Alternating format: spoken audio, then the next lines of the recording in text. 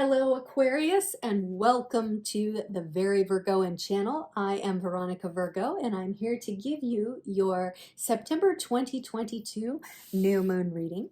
I do apologize for being a day late and $1 short for all of my signs today, but I'm very busy and this weekend I wasn't able to pull it together, but you still have 12 and a half days worth of information to lead you into the full moon cycle. I hope I can give you some great info to take you through that time. Very quickly, we are going to be using the new Palladini deck as we did earlier in the month with the full moon reading, and also capping off with the Moonology cards there and their insight as an oracle deck. And I'll be wrapping it all up with the tarot dice, as I always do. You may notice, if you are a regular viewer, that I've changed up my setup a little bit. I wanted to pull in a little bit tighter and also try to prevent cat activity, although I've already encountered quite a bit of that. Libra really had to go through it. But I'm trying to make it better for you and that you're able to see the details a little bit better. So if you like it, please feel free, Aquarius, to comment on that for me. And just one more detail before we get started about the new moon cycle. New moon is clearing the slate. You got a nice white tableau there to work with so that you can do invocations. You can call the spirits to you to manifest, building, that sort of thing. So keep that in mind as we go into your 3-card reading, which will be recent, past, your present, and immediate future. All right, Aquarius, let's get started.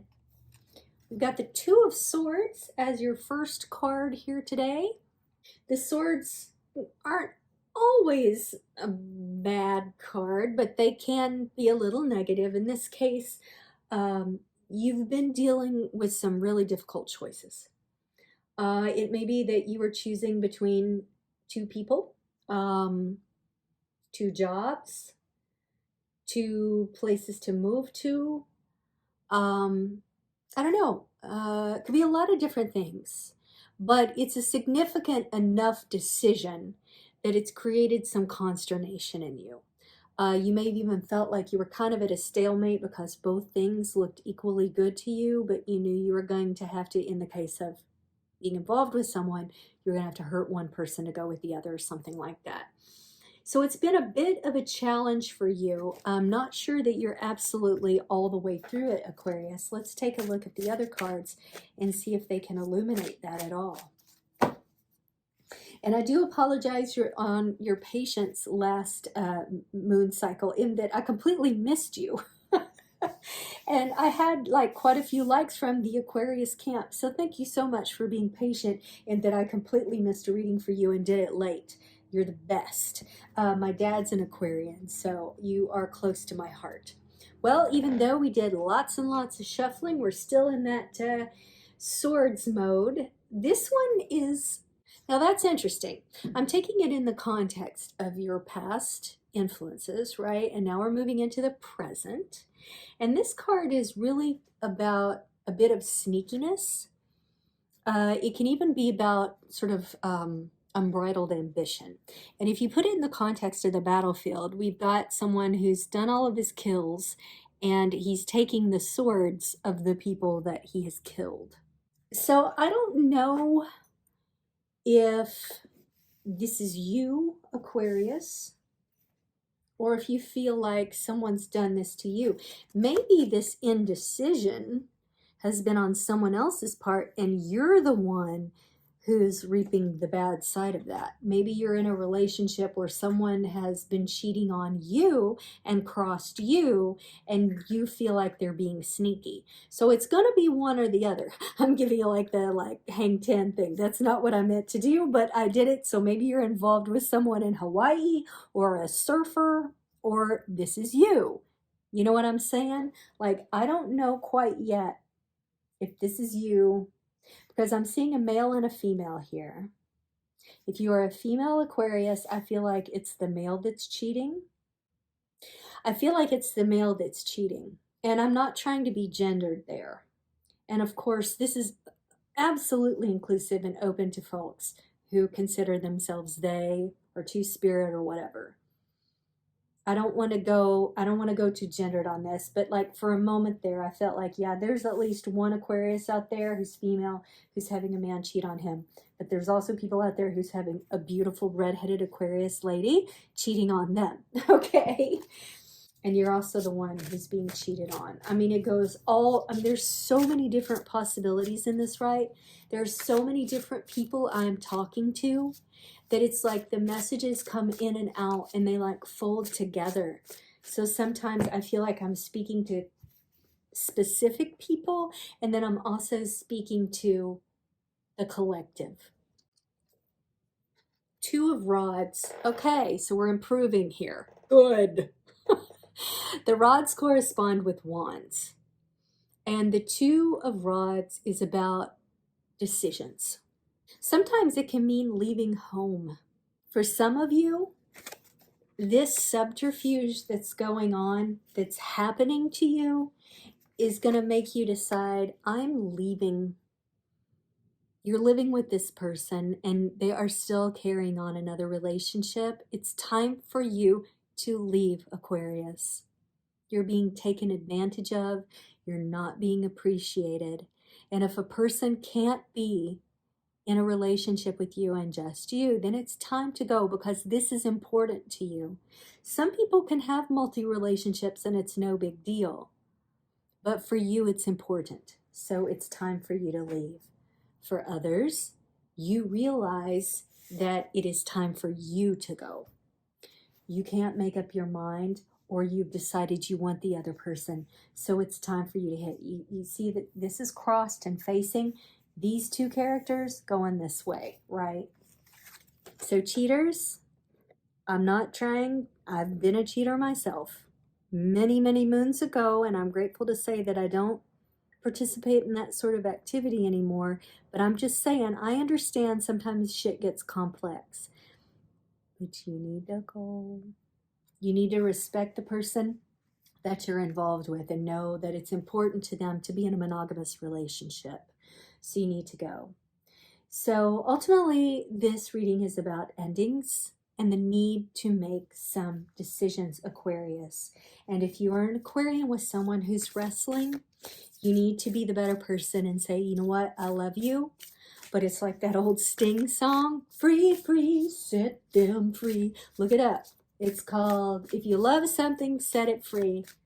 And that comes from some old saying that says, like, if the love is real, then they'll come back to you or something. I mean, sometimes people got to go through the weeds before they can figure out what they really want and need in their lives. Here comes Marmalade. Marmalade's going to help out. Marmalade's my orange kitty. So here we go. It's time to take action. New moon in Aries. It's time to take action. Whether you are the person who's suffering or you're the person creating the suffering, it's time to take action. I'm so sorry. My cats are so interested in this. It is unbelievable. Okay, we got a Leo, we got an 11, and we have a moon. So the moon, of course, you know, this is a moon reading. We got a half moon. We are in new moon right now.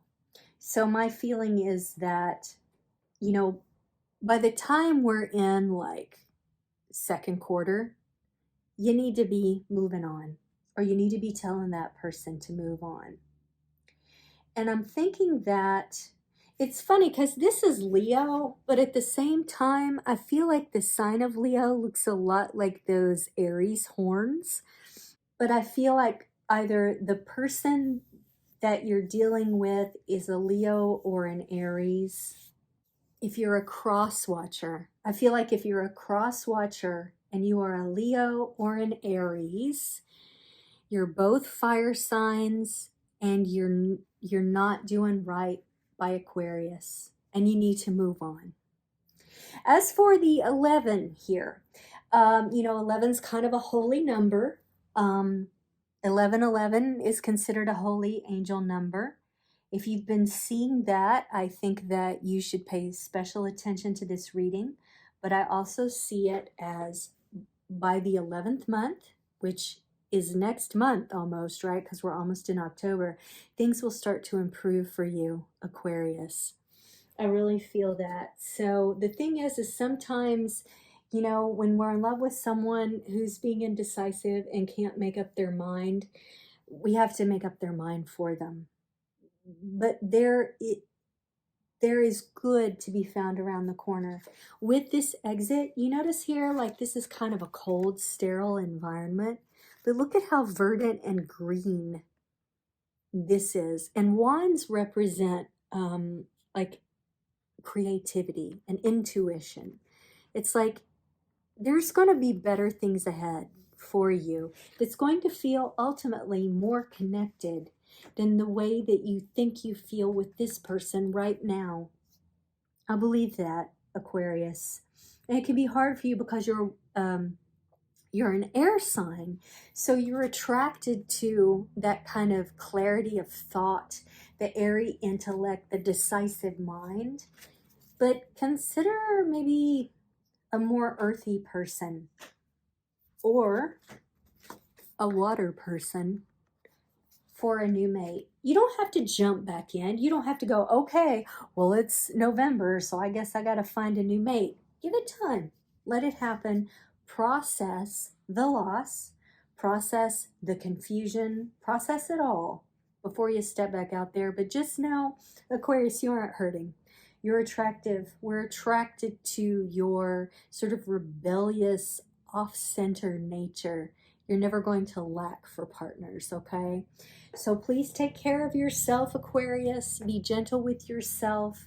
Don't stay in this state of feeling crossed but unable to do anything about it. And you'll be good. You'll be good by November. All right? So if you liked that reading, please like, comment, and or subscribe. Also share it on social media, as I would be so appreciative. And I will be back at the beginning of October for your October overview. Until then, I'll see you on the flip side.